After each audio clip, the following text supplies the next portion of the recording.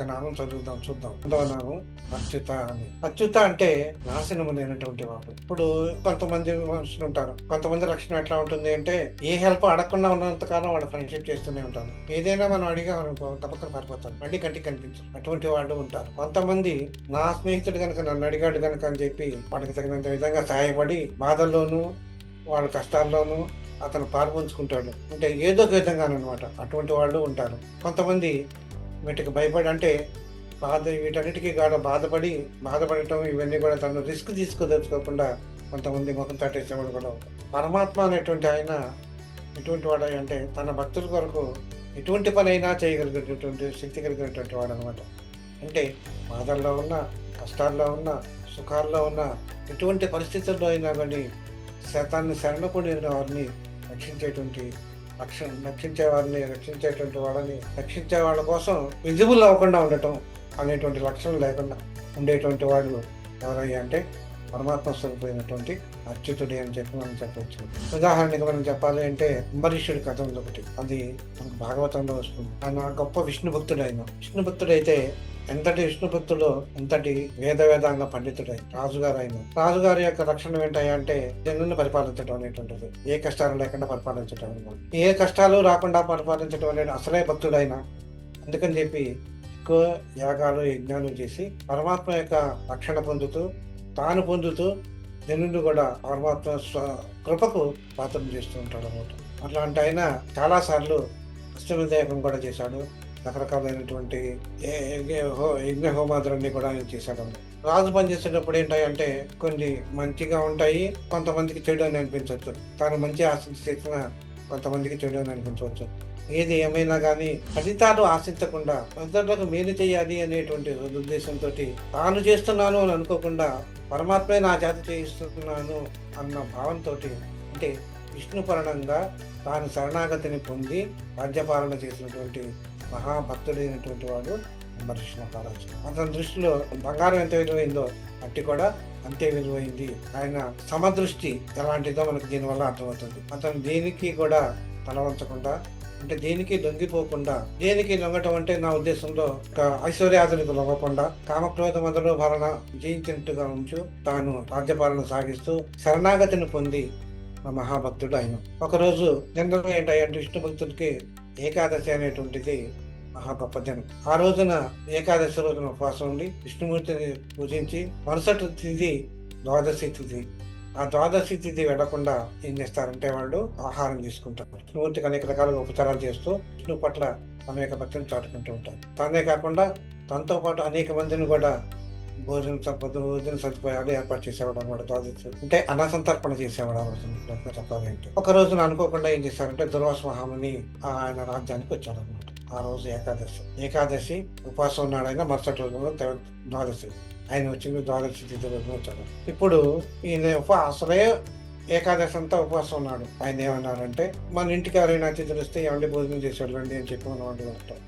అట్లాగే ఈయన కూడా ఆయనకి అతిథి సత్కారాలు అన్నీ చేసి భోజనానికి ఆహ్వానించినప్పుడు నేను నదీ తీరానికి వెళ్ళి స్నాన సంధ్యాదులన్నీ కూడా ముగించుకొని నేను వస్తాను, అప్పుడు నేను భోజనం చేస్తానని చెప్పాను. ఈయన నదీ తీరానికి వెళ్ళాడు. నదీ తీరానికి వెళ్ళిన ఈయన ఎంతసేపటికి రాడా, ఈ అంబరీషుడికేమో ద్వాదశి తిథి వెళ్ళకుండానే ఆయన భోజనం చెయ్యాలి, అలా భోజనం చేయకపోతే వ్రతభంగం అవుతుంది అని చెప్పి వ్రతఫలం తనకు దక్కదు అని చెప్పి బాధపడుతున్నాడు. ఆయన యాంగ్జైటీ బాగా పెరిగిపోయింది. ఈ సమయంలో అతిథి రాకుండా భోజనం చేయకూడదు, ఏం చేయాలి అనేటువంటిది యాంగ్జైటీలో ఉండిపోతాడు. అప్పుడు ఆయన సభ ఏర్పాటు చేసి ఆ సభలో ఉన్నటువంటి బ్రాహ్మణోత్తముల్ని పెద్దలతో విచారించి ఈ రోజునట్లా నేను దుర్వాస మహాముని భోజనాన్ని పిలిచాను, కానీ ఈ లోపేమో ద్వాదశి తిథి వెళ్ళిపోయటానికి సిద్ధంగా ఉంది.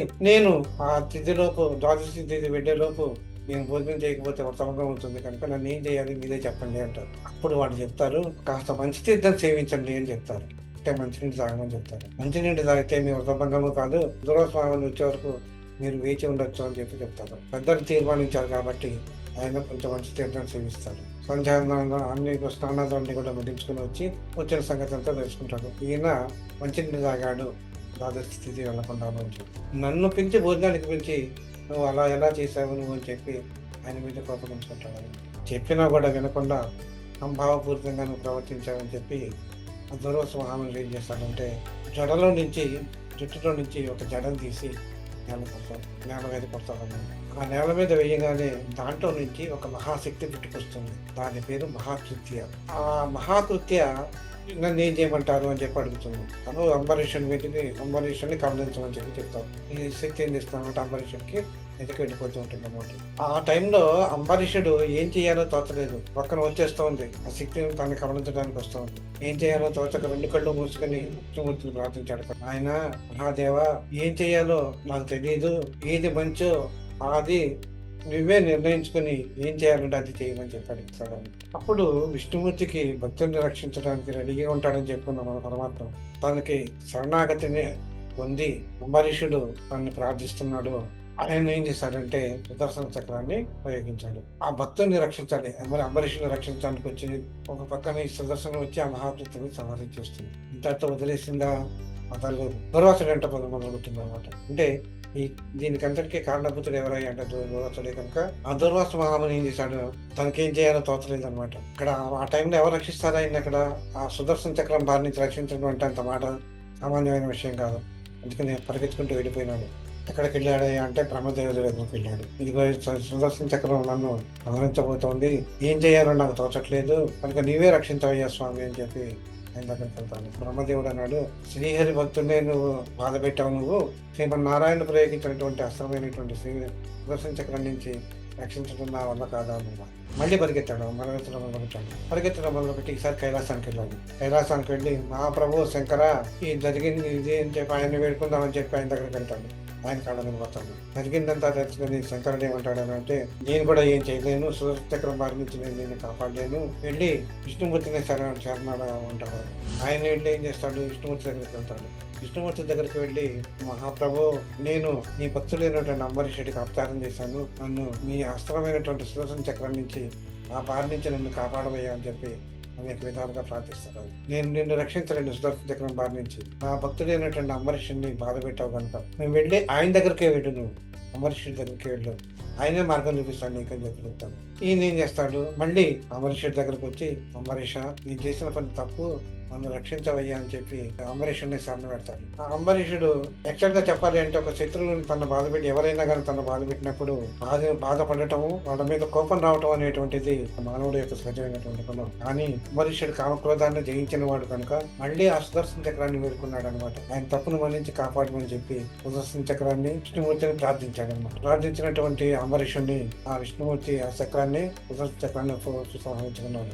ఈ విధంగా మన ఈ కథంతా మనం ఆలోచిస్తే మనం 2 విషయాలు మనకు అర్థమవుతాయి. పరమాత్మని మనసు కోరికలు అడిగేటప్పుడు, నాయన నాకు ఇది కావాలి అని అడగకుండా, నాకేది మంచిది అయితే అదే నువ్వు చేసి పెట్టి దేవుడు అని చెప్పి అడగడం ఒకటి. రెండవది ఏంటంటే పరమాత్మ భక్తపరాధీనుడు అనేటువంటి మాట కూడా మనకు అర్థమవుతుంది. స్వయంగా అపచారం చేసినటువంటి దుర్వాసుడు వెళ్ళి భగవంతుడిని కోరినా ఆయన తన భక్తుడి దగ్గరికే పంపించాడు. ఆయన మళ్ళీ ఆ భక్తుడు శరణ అడిగితే ఆయన రక్షించడం అనేటువంటి శరణాగతి పొందటం, భక్తుడి యొక్క శరణాగతి ఏ విధంగా ఉండాలి అనేటువంటిది దీంట్లో మనకి చెప్తామంటే, కనుక ఎట్లాంటి క్లిష్ట పరిస్థితుల్లో తన భక్తుడు ఉన్నా గానీ, ఏ కాలంలో అయినా గానీ రక్షించడానికి రెడీగా ఉండేటువంటి భక్తుడు పరమాత్మ ఎవరయ్యా అంటే శ్రీమన్నారాయణుడు అని చెప్పి మనకు అర్థమవుతుంది. ఆయన్ని శరణ వేడినప్పుడు అప్పుడు జరగటమే కాదు, బాధ నుండి కూడా తర్వాత కాలంలో కూడా ఎటువంటి బాధ కలగదు అని చెప్పి మనకి తెలుసు.